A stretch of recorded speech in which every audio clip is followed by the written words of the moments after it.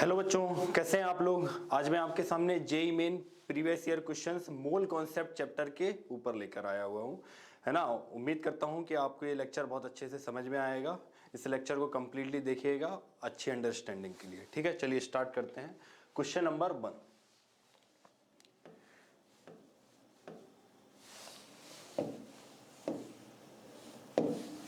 देखिए, JEE main 2025 का एक क्वेश्चन है ना।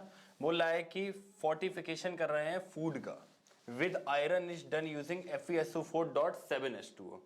अब होता क्या है कि जो भी न्यूट्रिशनल क्वांटिटी फूड का वो बढ़ाने के लिए और आयरन की कमी से बचने के लिए इसका यूज किया जाता है। हम लोग क्या मिला देते हैं, FeSO4.7H2O इसका यूज किया जाता है। तो बोल रहा है कि आपको मास बताना है FeSO4.7H2O का ग्राम में टू अचीव 12 ppm, है ना। ppm यहां पर कंसंट्रेशन टर्म का यूज किया गया है। ppm मतलब होता है पार्ट्स पर मिलियन, मिलियन मतलब 10 to the power 6, है ना। 1 10 100,000 10,000 100,000 फिर आता है मिलियन, है ना। तो 10 to the power 6। अब देखिए 12 ppm of iron 150 gram of wheat में, ठीक है। तो देखते हैं पहले कि कितना ग्राम यहां पर आयरन है ना। तो मान लेते हैं लेट मास ऑफ आयरन, ठीक है, इसको मान लेते हैं W। कितना मान लेंगे यहां पर इसको, W। अब देखिए, अब 12 ppm अचीव करने के लिए फॉर्मूला होता है भाई कितना मास है ना, W अपॉन, ठीक है, 150 ग्राम है, इस 150 kg है, तो इसको हम लोग क्या कर लेंगे, ग्राम में कन्वर्ट कर देंगे। तो 150 इंटू 10 to the power 3 हो जाएगा, ठीक है ना। और क्या करेंगे, into 10 to the power 6 equal to ये वाला वैल्यू आपको दिया गया है 12, ठीक है ना। तो ऐसे हम लोग ppm कैलकुलेट करते हैं कि आपको कितना वैल्यू दिया गया है, ठीक है। सॉल्यूट अपॉन यहां पर टोटल कितना हो जाएगा, ये सॉल्यूशन हो जाएगा, और इंटू 10 to the power 6 ये आ जाएगा हमारे पास ppm। क्लियर है। अब देखिए यहां से इसको सॉल्व करेंगे तो W, है ना, और ये जाएगा यहां पर, तो क्या हो जाएगा 12 इंटू 150 इंटू, और ये 10 to the power minus 10 to the power 3 यहां आएगा, 10 to the power 3 से यहां नीचे डिवाइड कर देंगे तो क्या आ जाएगा, into 10 to the power minus 3, इतना ग्राम, ठीक। और इस वैल्यू को आप कैलकुलेट करेंगे तो ये 1.8 ग्राम आएगा। कितना आएगा, 1.8 ग्राम। तो ये तो क्या आ गया, मास ऑफ आयरन आ गया, ठीक है। अब बोल रहा है कि आपको लेकिन मास ऑफ FeSO4.7H2O पूछा गया। तो मान लीजिए कि लेट मास ऑफ FeSO4.7H2O, ये वैल्यू मान लीजिए कि ये है आपका x ग्राम, ठीक है। क्लियर है। अब देखिए यहां पर हम लोग जानते हैं कि अगर मैं इसका 1 मोल लूं, देखिए अगर मैं इसका क्या लूं, 1 मोल, तो 1 मोल में 1 मोल Fe होगा, 1 मोल ही सल्फर होगा, 1 मोल आपका 4 मोल ऑक्सीजन हो जाएगा। तो मतलब जितना मोल यहां पर Fe का है उतना ही मोल आपका Fe का एक्चुअली में है ना। तो 1.8 ग्राम में कितना मोल Fe का होगा, तो देखिए उसका मोलर मास आपको इन सब का गिवन है, Fe का, सल्फर का, ऑक्सीजन का कितना गिवन है, 56, 32 और 16 रिस्पेक्टिवली ग्राम पर मोल। तो Fe का हो गया 56। तो यहां से हम लोग कैलकुलेट कर सकते हैं कि मोल ऑफ Fe कितना होगा। मोल ऑफ Fe, इसका मास 1.8 और टोटल कितना हो जाएगा, डिवाइड बाई 56। तो ये मोल ऑफ Fe हो गया, ठीक है ना। अब सेम मोल यहां पर आपके क्या कह सकते हैं कि भाई आयरन का भी आपको देखने के लिए मिलेगा, या आप यहां पे निकाल भी सकते हैं कि भाई वेट अगर मैं इसका कितना मान लू, ये इसका x ग्राम है, कितना है x ग्राम, तो इसमें x ग्राम में कितना मोल होगा, ठीक है। जितना मोल होगा वही यहां पर ये मोल आयरन के बराबर हो जाएगा। तो कितना मोल होगा, तो मोल यहां कैलकुलेट करेंगे तो ये x अपॉन, है ना, x तो इसका मास था, इसका टोटल हमारे को क्या लेना पड़ेगा, मोलर मास सबको जोड़ देना पड़ेगा। तो कितना आएगा, देखिए Fe का कितना है, Fe का है यहां पर 56, सल्फर का 32, ठीक है। ऑक्सीजन कितना है, ऑक्सीजन का देखिए 16 गिवन है, तो 16 इंटू 4 प्लस कितना है 7H2O, यहां पर टोटल वैल्यू 7H2O है ना। तो 7 इंटू क्या कर दूंगा, 7 इंटू 18, ठीक। और यहां से ये वैल्यू आएगा x का, ठीक है। लेकिन ये मोल किसके बराबर है, मैंने क्या बताया कि यही मोल n ऑफ Fe के बराबर भी हो जाएंगे ना, क्योंकि इन दोनों के मोल क्या है, सेम है, ये इसके बराबर हो जाएगा, ठीक है, और ये दोनों सेम हो जाएंगे तो इनको सिंपल इक्वेट कर देना, आप बराबर कर देना, इक्वल टू क्या हो जाएगा x अपॉन 56 प्लस 32 प्लस 16 4 जा 64 प्लस यहां पर 7 इंटू 80। ठीक है, इस वैल्यू को आप कैलकुलेट करके x का वैल्यू निकाल सकते हैं ना, इजीली आप इसमें x का वैल्यू कैलकुलेट कर लेंगे और x का वैल्यू लगभग आपका 8.93 समथिंग आएगा, जिसका लगभग वैल्यू कितना आ जाएगा 9। ठीक है, इजीली आप कैलकुलेट कर सकते हैं, वहां से आंसर आपको मिल जाएगा। ठीक है ना, तो नियरेस्ट आंसर में कितना आ जाएगा, x का वैल्यू यहां पर 9। ठीक है, क्लियर है ना, सिंपल सा एक कॉन्सेप्ट था। बेसिकली यहां पर दो बार हम लोगों को मोल्स कैलकुलेट करना पड़ा, एक यहां कंसंट्रेशन टर्म का मैंने यूज किया, उससे यहां पर आसानी से इसको सॉल्व किया जा सकता है ना। देखिए ध्यान से इसको,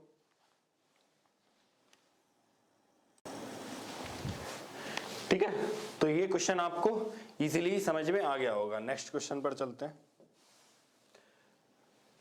जेईई मेन 2025 का ये भी क्वेश्चन बोल रहा है कि x gram of benzoic acid, benzoic acid ये एसिड देखिए आप, इसको बोलते हैं बेंजोइक एसिड। ठीक है ना, या आप इसको बोल सकते हैं C6H5 और COOH।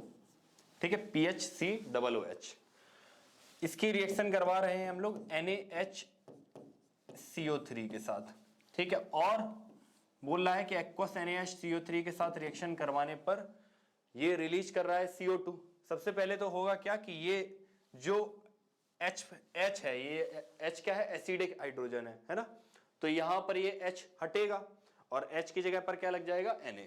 ठीक है ना, उसका सॉल्ट बन जाएगा। ठीक है, तो ये क्या हो जाएगा इस तरीके से COONA। क्लियर है, और क्या बनेगा, और यहां पर बन जाएगा CO2 और H2O। अब देखिए ये वाला रिएक्शन बैलेंस है। देखिए ये यहां पर क्या है PHCOOH और NaHCO3, सोडियम यहां पर जाके लगा।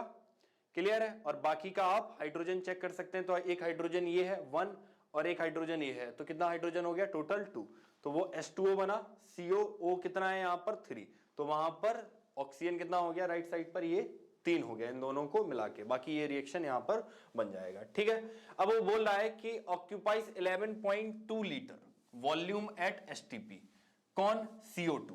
ठीक है ना, तो CO2 का यहां पर वॉल्यूम आपको बताया गया STP पर, और हम लोग क्या जानते हैं कि भाई 1 मोल कोई गैस है ना, 1 मोल गैस हम लोग क्या जानते हैं, 1 मोल गैस ये ऑक्यूपाई करती है कितना, ऑक्यूपाइज, ठीक है, 1 मोल गैस ऑक्यूपाइज 22.4 लीटर। ठीक है, कितना करती है 22.4 लीटर वॉल्यूम एट STP। ठीक है, ये हम लोग जानते हैं कि 1 मोल गैस 22.4 लीटर वॉल्यूम ऑक्यूपाई करती है STP पर। ठीक है, तो हम लोग यहां से मोल कैलकुलेट कर लेंगे CO2 के, हम लोगों को CO2 के बारे में वो इंफॉर्मेशन दिया गया है, तो हम लोग क्या करेंगे CO2 के ही मोल कैलकुलेट कर लेंगे। तो 22.4 लीटर के करस्पॉन्डिंग कितना है 1 मोल, तो 11.2 लीटर के करस्पॉन्डिंग कितना है 11.2 लीटर के करस्पॉन्डिंग कितना हो जाएगा, ये हाफ मोल हो जाएगा, है ना। ठीक है ना, यूनिटरी मेथड लगा दिया, बेसिकली कितना हो जाएगा हाफ मोल। ठीक है, क्लियर है, तो हाफ मोल हम लोगों को पता चल गया, हाफ मोल क्या है, हाफ मोल यहां पर CO2 है। ठीक है, देखिए ये हमको पता चल गया कितना, हाफ मोल। अब देखिए ये ऊपर वाला रिएक्शन कंप्लीटली बैलेंस है, यहां पर अगर आप स्टोइकोमेट्रिक कोएफिशिएंट को देखेंगे तो 1 1 1 1 1, सबका स्टोइकोमेट्रिक कोएफिशिएंट क्या है 1 है। वो ये बता रहा है कि इसके 1 मोल, जब इसका 1 मोल के साथ रिएक्ट करेगा तो वो रिएक्शन कंप्लीटली एंड हो जाएगा और हम लोगों को फाइनल प्रोडक्ट में ये मिलेगा। ठीक है ना, क्लियर है, तो 1 मोल से ये 1 मोल मिल रहा होगा, तो ये हाफ मोल मिला हुआ है, तो ये कितना होना चाहिए, ये भी यहां पर हाफ मोल होना चाहिए। कितना होना चाहिए, हाफ मोल। ठीक है, अब यहां पर हम लोगों को मोल पता चल गया। अब बेसिकली बस फॉर्मूला लगाएंगे, मोल होता है मास अपॉन मोलर मास, ठीक है। सिंपल सा ये फॉर्मूला है जो आपने पढ़ा होगा। मोल क्या होता है? मास अपॉन मोलर मास। हमसे पूछा गया है कितने ग्राम होगा, हमसे यहां पर मास ही पूछा गया है, ठीक है ना, कि आप मास का वैल्यू बता दीजिए। तो हमको ये न्यूमरेटर वाला पार्ट पूछा गया है। मोल कितना है? हाफ। हाफ इक्वल टू, इसको मान लीजिए ये x हो गया, और मोलर मास ऑफ कितने का मोलर मास हम लोगों को लिखना है? Molar mass of C6H5 COOH, ठीक है। और इसको आप कैलकुलेट कर सकते हैं 12 into 6 plus 1 into 5 plus 1 into 12 plus 2 into 16 plus 1। इसको आप जोड़ के लिखेंगे तो वो आपको ऐड करने के बाद 122 आपको देखने के लिए मिलेगा। तो यहां से x का वैल्यू आ जाएगा 122 डिवाइड बाई 2, x का वैल्यू आ जाएगा 61, ठीक है ना। और यूनिट क्या रहेगा इसका? ग्राम। तो कितना हो जाएगा? 61 ग्राम, ठीक है ना। सिंपल, बस मैंने इसको यहां पर सॉल्व किया और x का वैल्यू क्या हो जाएगा? Molar mass of C6H5 COOH divide by 2, जिसको हम लोग सॉल्व कर लेंगे तो आंसर कितना आ जाएगा? 61, ठीक है ना। सिंपल सा ये क्वेश्चन था, बस हम लोगों को क्या करना है? रिएक्शन को बैलेंस करना था। स्टोइकियोमेट्रिक सेम होने से मोल सेम होंगे। मोल पहले हम लोगों को कैलकुलेट करने पड़ जाएंगे, ये रिलेशन हम लोग जानते हैं, है ना। मोल कॉन्सेप्ट में हम लोग ये रिलेशन पढ़ते हैं। तो वहां से हम लोगों को इसके मोल पता चल गए, इसके मोल से हम लोगों को इसके मोल पता चल गए, इसके मोल पता चलने के बाद वहां से हम लोग इसका मास कैलकुलेट कर सकते हैं, है ना। बहुत आसानी से ही आप इस तरीके के क्वेश्चंस को सॉल्व कर सकते हैं, है ना। देखिए ध्यान से,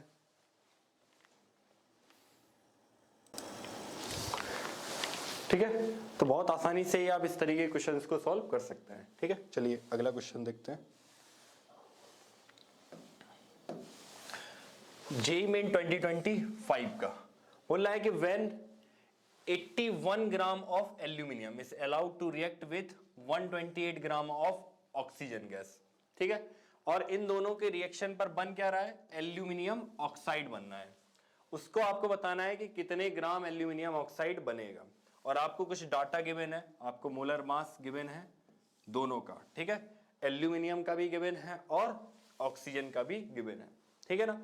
देखिए ये क्या बता रहा है कि इतने ग्राम पर मोल, मतलब एक मोल एल्यूमिनियम की मैं बात करूंगा तो उसमें वेट कितना होगा? 27 ग्राम।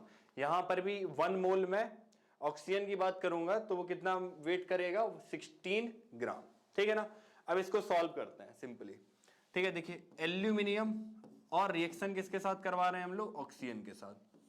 एल्यूमिनियम का ऑक्साइड Al2O3, एल्यूमिनियम का ऑक्साइड क्या होता है? Al2O3। एल्यूमिनियम Al3 प्लस पे है, O2 माइनस पे है, ठीक है। रिएक्शन को बैलेंस करेंगे, है ना। तो रिएक्शन को आप बैलेंस करेंगे तो यहां 4 3 और 2, ठीक है ना। सिंपली बैलेंस कर सकते हैं, नहीं तो आप करके भी देख सकते हैं, हिट एंड ट्रायल लगा सकते हैं, नहीं तो आप एबीसी मान लीजिए, अलजेब्रिक से भी सॉल्व कर सकते हैं। तो देखिए एल्यूमिनियम कितना आ रहा है? ये 2 2 4, 4 एल्यूमिनियम हो गया, 3 2 6, 6 यहां पर हो जाए ना, 3 2 6, और यहां पर भी कितना है? 6, है ना। रिएक्शन बैलेंस करना नहीं सिखा रहा हूं मैं आपको, ऑब्वियसली उसके बाद के कॉन्सेप्ट में बता रहा हूं। तो रिएक्शन ये बैलेंस हो जाएगा इजीली ही, है ना। नहीं तो आप क्या कीजिएगा, पहले एल्यूमिनियम को बैलेंस करेंगे तो यहां पर 2 एल्यूमिनियम है तो यहां पर आप 2 लिखेंगे, ठीक है ना। और वहां पर 3 है तो आप क्या लिख देंगे? यहां पर 3/2 लिखेंगे। तो ऑब्वियसली आप जब 2 का मल्टीप्लाई करेंगे तो रिएक्शन यही आ जाएगा, है ना। देखिए ये बता रहा हूं, एल्यूमिनियम प्लस ऑक्सीजन Al2O3, यहां पर 2 है तो मैंने यहां पर 2 कर दिया। ऑक्सीजन कितना है? 3 है तो मैं क्या कर दूंगा? 3/2, ठीक है। तो अभी क्या है? अब एल्यूमिनियम भी बैलेंस है और ऑक्सीजन भी, और इस फॉर्म में लिखने से अच्छा हम इसमें मल्टीप्लाई कर देंगे 2 का, तो ये 4Al आ जाएगा प्लस 3O2 आएगा, और क्या हो जाएगा? 2Al2O3, ठीक है ना। मैं यहां से लेके आया बेसिकली इस इक्वेशन को।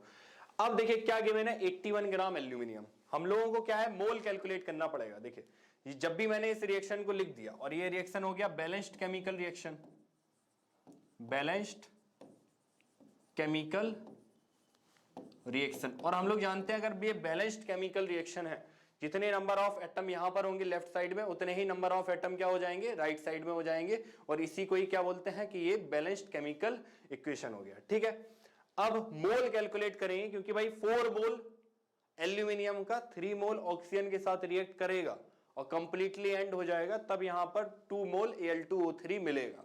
क्लियर है?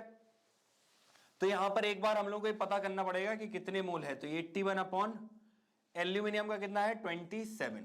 ठीक है, तो ये 3 बार गया, तो यहां 3 मोल क्या है, एल्यूमिनियम। ऐसे ही ऑक्सीजन का कैलकुलेट कीजिए, 128 अपॉन ऑक्सीजन गैस का, ऑक्सीजन का O2 है, तो यहां 2 टाइम्स मल्टीप्लाई कर दूंगा, तो 2 × 16, तो ये हो जाएगा ये 32। ठीक है, और इसको आप सॉल्व करेंगे तो ये आएगा वैल्यू 4। तो 3 मोल, तो ये क्या लिखा है मैंने, मोल्स लिखे हैं। क्या लिखे हैं, यहां पर लिखे हैं मैंने मोल्स, है ना। तो देखिए 3 मोल एल्यूमिनियम, 4 मोल ऑक्सीजन आपको गिवन है। क्लियर है? अब अगर ये कंप्लीट रिएक्ट हो सकता होगा तो भाई फिर क्या आएगा वो उसको हम लोग चेक करेंगे, है ना। लेकिन यहां पर कॉन्सेप्ट आएगा लिमिटिंग रिएजेंट, मतलब कुछ ना कुछ एक बचा रह जाएगा, है ना, और एक क्या हो गया, एंड हो गया। देखिए केमिकल रिएक्शन तब तक चलेगा अगर यहां पर ये सिंगल एरो पर रिएक्शन दिया गया, इसका मतलब बोल रहा है कि रिएक्शन एक डायरेक्शन में मूव कर रहा है, तो ये रिएक्शन तब तक चलेगा जब तक या तो ए पूरी तरीके से एंड ना हो जाए, या तो बी पूरी तरीके से एंड ना हो जाए, या तो ये दोनों ही कंप्लीटली एंड ना हो जाए।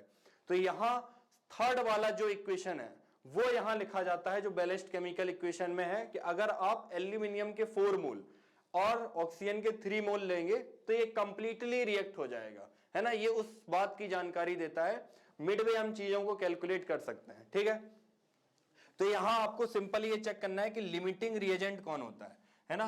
तो लिमिटिंग रिएजेंट LR करके बोलते हैं। हम लोग क्या करेंगे, मोल्स अपॉन स्टाइकोमेट्रिक कोफिशिएंट।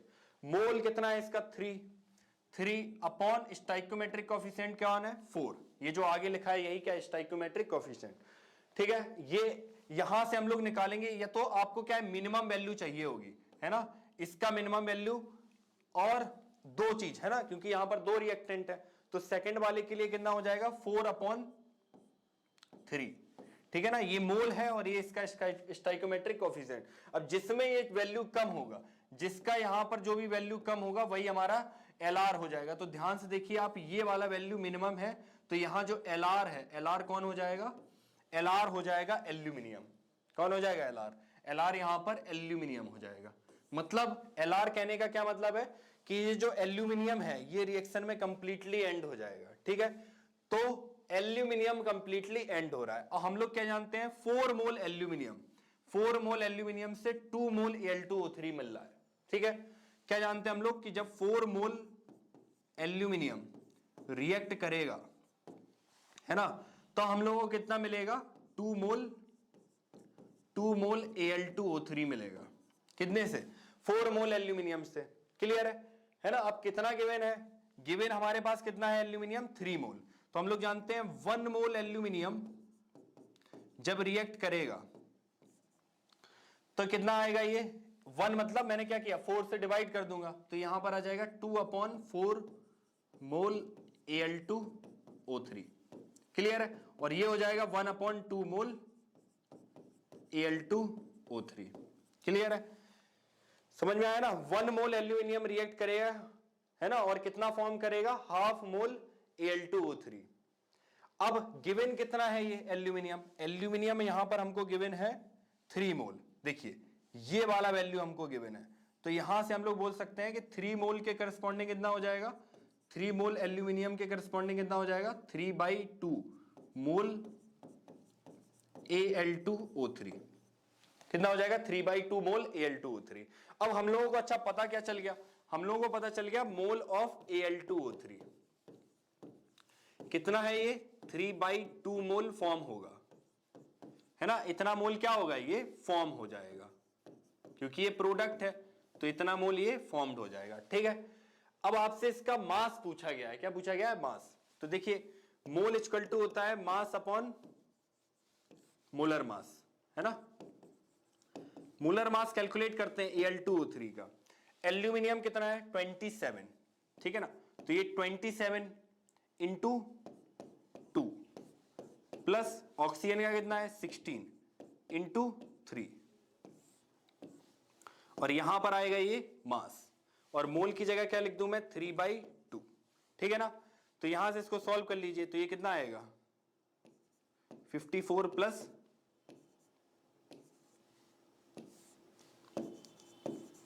ठीक है 54 प्लस 48। तो मास यहां पर सिंपल लिख देते हैं, कितना हो जाएगा 3/2 इंटू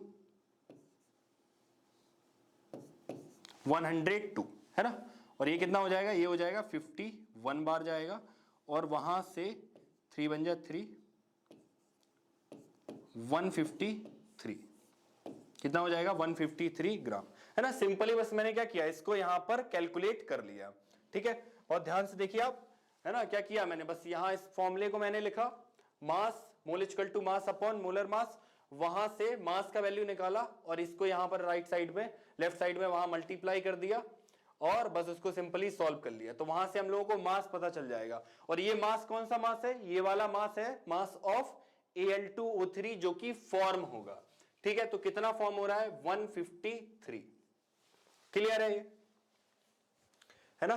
नियरेस्ट इंटीरियर में कितना हो जाएगा 153। बहुत इजीली आप इस क्वेश्चन को यहां पर देख सकते हैं, ठीक है।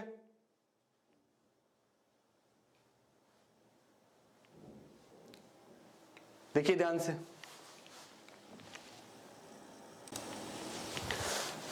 ठीक है। तो आपको ये बहुत अच्छे से ये क्वेश्चन समझ में आया होगा, है ना।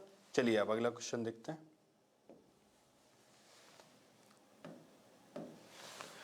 देखिए जेईई मेन 2025 का क्वेश्चन बोल रहा है कि आपको मोलैरिटी बताना है, molarity of A 70% mass by mass aqueous solution of monobasic acid, मतलब कोई HA, क्लियर है।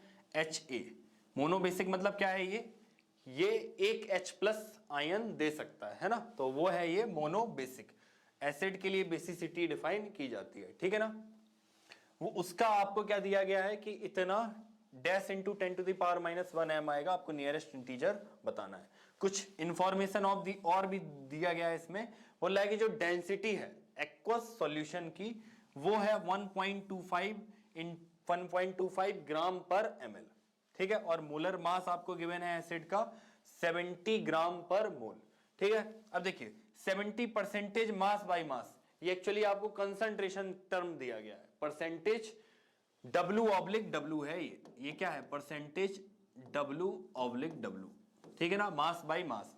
जहां पर ये है मास ऑफ हमारा सॉल्यूट और नीचे वाला है मास ऑफ सॉल्यूशन, ठीक है ना।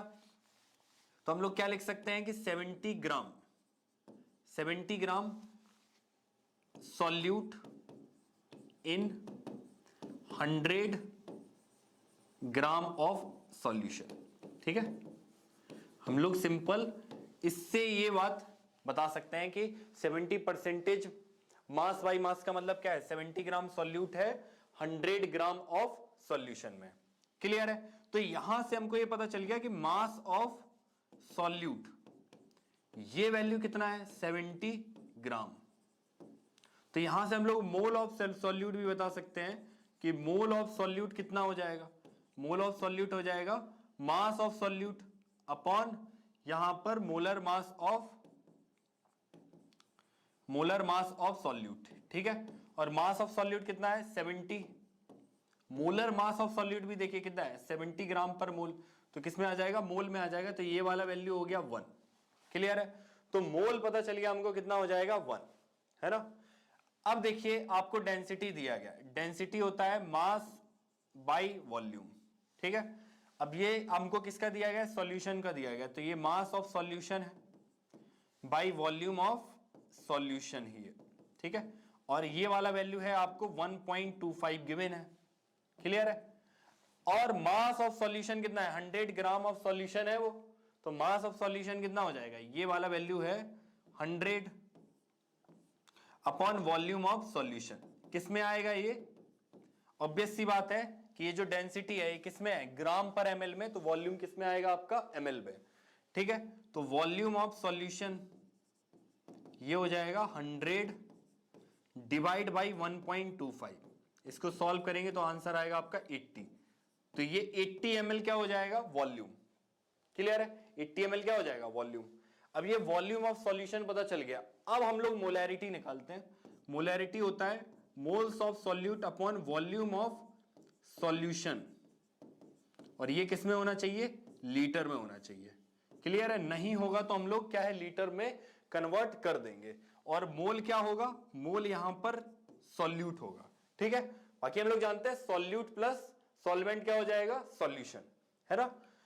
क्लियर है, तो मोल्स ऑफ सॉल्यूट कितना है, ये वाला वैल्यू 1, तो ये वाला वैल्यू कितना हो गया 1, और नीचे देखिए आप वॉल्यूम ऑफ सॉल्यूशन 80 ml है, इसको लीटर में बदलना है तो मैं क्या कर दूंगा 1000 से डिवाइड कर दूंगा, 1000 से डिवाइड करेंगे तो 1000 कहां हो जाएगा, ऊपर मल्टीप्लाई में आएगा। ठीक है, और इसको आप सॉल्व करेंगे तो आपका वो 12.5 आ जाएगा। कितना आ जाएगा, 12.5। अब आपसे बोल रहा है कि ये इसको आपको लिखना है 10 to the power -1 फॉर्म में, तो इसको लिख सकता हूं मैं 125 इंटू 10 to the power -1। ठीक है, और आपसे उसी का वैल्यू पूछ रहा है, तो ये वैल्यू कितना हो जाएगा, ये वैल्यू हो जाएगा यहां पर 125। ठीक है, देखिए फॉर्मूला लगाया मैंने, फॉर्मूला लगाने के लिए है ना, फॉर्मूले में जो भी रिक्वायरमेंट थी, न तो आपको डायरेक्ट यहां मोल्स ऑफ सॉल्यूट गिवन था, न तो आपको डायरेक्टली वॉल्यूम आपको गिवन था, आपको सब कुछ कैलकुलेट करना पड़ेगा।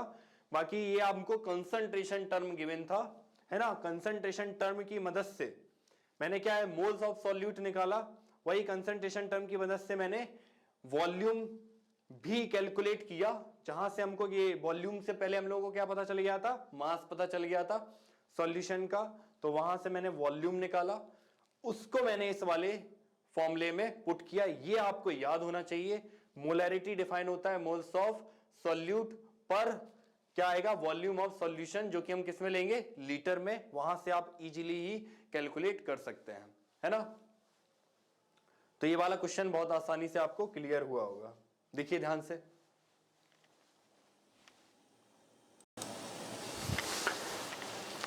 ठीक है, तो ये क्वेश्चन आपको बहुत आसानी से समझ में आया होगा।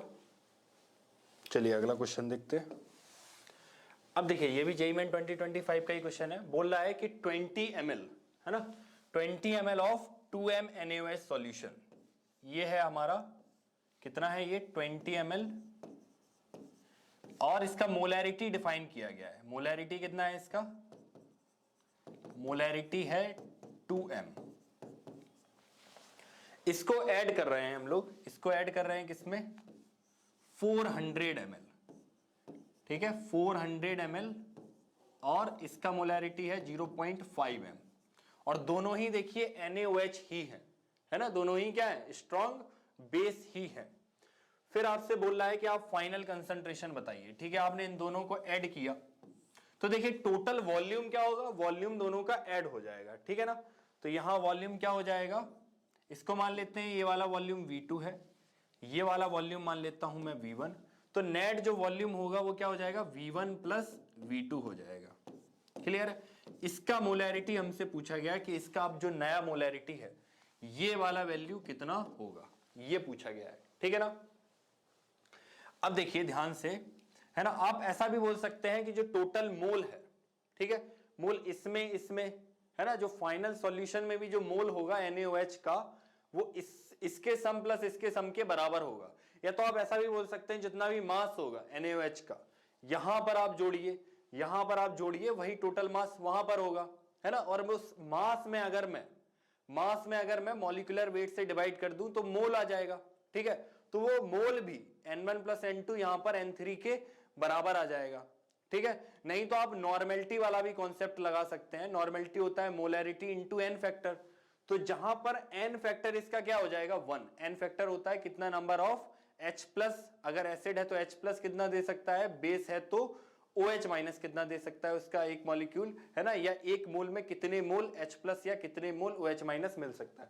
ठीक है, तो अगर आप नॉर्मेलिटी भी लगाएंगे तब भी आपका आंसर आ जाएगा, उसमें कोई दिक्कत वाली बात नहीं है। यहां पर n फैक्टर तीनों ही केस में, वहां पर जो बन रहा है सॉल्यूशन वो भी क्या है, NaOH का ही सॉल्यूशन है, तो n फैक्टर वहां पर, n फैक्टर यहां पर तीनों जगह पर 1 है, तो normality equal to molarity into n factor में नॉर्मेलिटी मोलैरिटी के बराबर आ जाएगा, है ना। तो अब देखिए ध्यान से, हम लोग ग्राम इक्विवेलेंट बराबर करें या हम मोल बराबर कर दें, बात बराबर ही है। ठीक है ना, क्योंकि n फैक्टर का वैल्यू क्या है, n फैक्टर का वैल्यू 1 ही आएगा। ठीक है। या तो एक डायरेक्ट फॉर्मूला होता है, उसको भी आप दिमाग में रख सकते हैं। बेसिकली जो मैं बता रहा हूं वो फॉर्मूले से ही हम लोग निकालते हैं, ठीक है। एक फॉर्मूला रहेगा m1v1 plus m2v2 equal to हो जाएगा m final into v final. Clear है? m1v1 plus m2v2 equal to क्या हो जाएगा, m final into v final, ठीक है ना। अब देखिए मोलरिटी क्या होता है, n बाई v। मोलरिटी हम लोग क्या बोलते हैं, n बाई v। तो यहां पर अब खुद ही देखिए मोल क्या हो जाएगा, m इंटू v। तो ये n1 plus n2 equal to n final ही लिखा हुआ है, ठीक है। चलिए अब इसको सॉल्व करते हैं। तो यहां मोलरिटी इसका कितना दिया गया है 2 और वॉल्यूम कितना है 20 ml। अभी हम लोग कुछ चेंज नहीं करेंगे, ml को आप लीटर में बिल्कुल बदल सकते हैं। यहां पर हम लोगों को मिली मोल मिलेगा, अगर आप इसको लीटर में बदलेंगे तो आपको मोल मिलेगा, लेकिन यहां पर इसको बदलेंगे और उसको बदलेंगे लीटर में तो वो वैल्यू एक्चुअली में कैंसिल ही हो जाएगा। तो आप ml में ही अभी रहने दीजिए। 2 इंटू 20 प्लस क्या आ जाएगा 0.5 into 400 equal to m final आपसे पूछा गया है m इंटू v फाइनल। देखिए v फाइनल क्या हो जाएगा, दोनों को जोड़ देंगे तो यहां पर कितना है, ये देखिए ये 20 ml दिया गया है और वो कितना दिया गया है आपको 400 ml। तो टोटल मिला के कितना हो जाएगा 420 ml, ठीक है। तो इसको सॉल्व करेंगे तो कितना आएगा 2 into 20 plus 0.5 into 400 divide by 420, ठीक है। और इसको आप बहुत इजीली ही सॉल्व कर सकते हैं, है ना। मैं आपको आंसर लिख देता हूं, आएगा 0.571, ठीक है। तो मोलैरिटी कितना आ जाएगा 0.571। अब बोल रहा है कि आप उसको नियरेस्ट इंटीजर में लिखना है हमको, तो ये कैसे लिख सकता हूं मैं 57.1 into 10 to the power -2। Clear? और इसका जो नियरेस्ट इंटीजर कितना हो जाएगा, इसका नियरेस्ट इंटीजर हो जाएगा 57। तो ये वाला वैल्यू आ जाएगा हमारे को 57, है ना। क्लियर है? बस हमको ये एक फॉर्मूला लगाना था, फॉर्मूले के पीछे का मैंने आपको लॉजिक बताया कि मास सेम होगा, मास में मॉलिक्यूलर वेट का डिवाइड करेंगे तो मोल एक्चुअली में ऐड हो जाएंगे। तो n1 plus n2 equal to क्या लिखा हुआ है, n फाइनल लिखा है, वहां से मैं इजीली ही मोलैरिटी को कैलकुलेट कर सकता हूं, ठीक है ना। उम्मीद करता हूं ये क्वेश्चन आपको समझ में आया होगा। देखिए ध्यान से,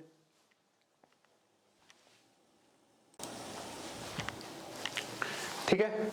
तो उम्मीद करता हूं कि आपको ये क्वेश्चंस बहुत अच्छे से समझ में आए होंगे, है ना। इसी तरीके की और भी वीडियोस मैं लाता रहूंगा। चैनल के साथ जुड़े रहिए, इस वीडियो को लाइक कीजिए, चैनल को सब्सक्राइब कीजिए और वीडियो को शेयर कीजिए और देखते रहिए, है ना। और इसी तरीके की और भी वीडियोस मैं लाता रहूंगा, ठीक है। Thank you.